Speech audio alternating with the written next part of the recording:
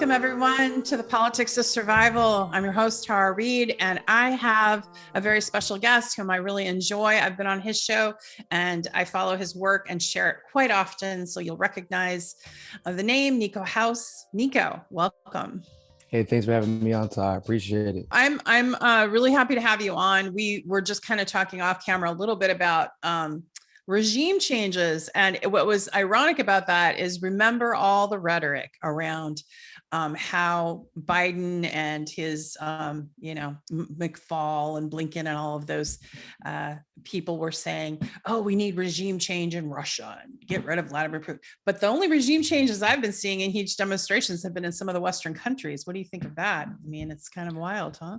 In which countries? Well, in some of the Western countries that we're seeing, so like Italy is about to lose its government, and and they're having some problems. And you were mentioning Panama, which hasn't been on the map, and the UK, the resignation.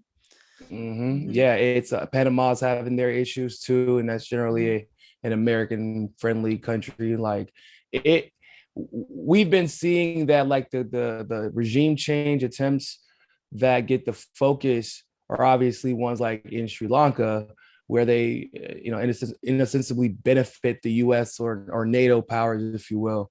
But like with situations like in Italy, kind of like what we saw, what happened, during the pandemic, when Greece had massive protests that we had never seen before, and like no one talked about it, and it was like almost the whole country was protesting.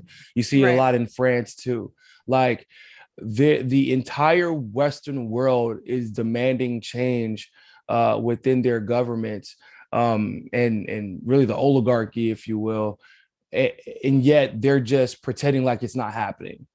It's bizarre to me. Yeah. And they're like, oh, well, we have to go support these other regime change. Like, I mean, even the Ukraine obviously is a regime change effort to some degree, or it was one. And they try to pretend like if the people want something done, especially when it comes to like just taking care of or taking out a government official, not literally, but like literally removing them, then you have to put all your effort into supporting that because it's about the people and it's about democracy and it's about X, Y, Z. Except for when you have situations like with us right now, clearly Biden, nobody wants him there anymore. I mean, even people who voted for him don't want him there. You think that the Democratic Party is going to respond accordingly, or the U.S. If whenever you have even a demonstration of disappointment in the confidence of a government, like what you really saw in January 6th, it was immediately deemed a coup with no guns. So don't get me started on that part. But supposedly it was a coup committed or a coup attempt by a bunch of right wingers with no guns, which totally makes sense, I guess. But like it was frowned upon and called a coup, and people were being called traitors to their country. But whenever you have literal Nazis trying to overthrow a government and the U.S. backs them, everybody's like, well, no, that's democracy. That's a little bit different.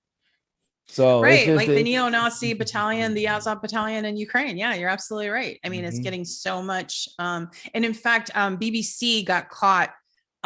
They were erasing the Azov battalion Nazi symbols off some photographs, airbrushing it out. Oh, a bunch of them got caught. I mean, it's funny because you would think that there would be some kind of briefing before a lot of these interviews that happened at the beginning of this, where like these Azov battalion members were saying blatantly Nazi shit on TV. Like, we're just trying to make sure we take over our blonde-haired, blue-eyed Europeans because they're different than the other immigrants. They look like us, guys. They're like us. Like the other ones. It's like, hold up, what? Yo, is this live? Is everybody? Yeah, it's live. Everybody just is like, okay. And then so you saw the plummeting of support for the Ukraine situation really fast. But like and you can't really have a successful regime change, I've noticed, without the backing of the US, like the support of people in the US. And I'm not sure like why that is, honestly. I guess it's like basically in order for you to get the support of other countries around the world, they have to see that it's a popular position, because you could lose office otherwise if you do take that position as a government official and it doesn't work out. So maybe that's why. But like that they're not getting the support they used to for these regime change wars. But in addition to that, they're also the narratives are being just destroyed. Whereas in back in the day, it used to take 2-3 years for a narrative to get dismantled. It's happening in 2-3 hours now, literally. Yeah, 2-3 hours. Yeah. You think that's because of the 24-hour news cycle too, that and the online presence, it just makes it more, like, but they're still able to like cast that doubt, like with those false stories that came out of New York Times, Washington Post, Newsweek about like Snake Island.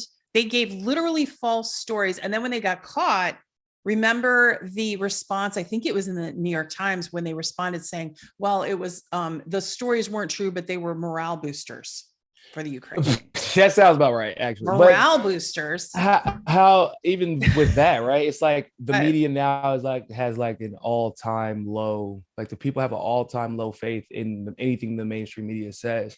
So even when they come out with literal lies, which is often, I mean, it's a problem in a sense that people are still, even though they know that's not the truth, they don't know like how it's a lie or where to go look, because and that's where the censorship becomes a real issue for us, because we know plenty of people like us that do have the answers, that do have the truth, that once upon a time were getting out there with ease. In fact, I was there during the whole situation where a bunch of YouTubers were crushing all of the mainstream media on YouTube. It was crazy to witness it.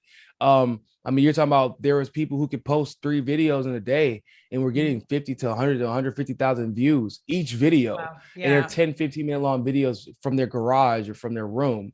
CNN was posting stories constantly, couldn't get 2,000 or 3,000 views. And that's when they were like, no. We can't keep lying successfully if these people are coming in and releasing videos exposing us lying and then are being seen by everybody and being paid for telling the truth. God forbid we do that. That's like the worst thing you could possibly do if you're the media. So they work with companies like Google and YouTube and made it so that it's hard for us to be seen. But that's also was necessary because people didn't believe. They just stopped believing in the mainstream media.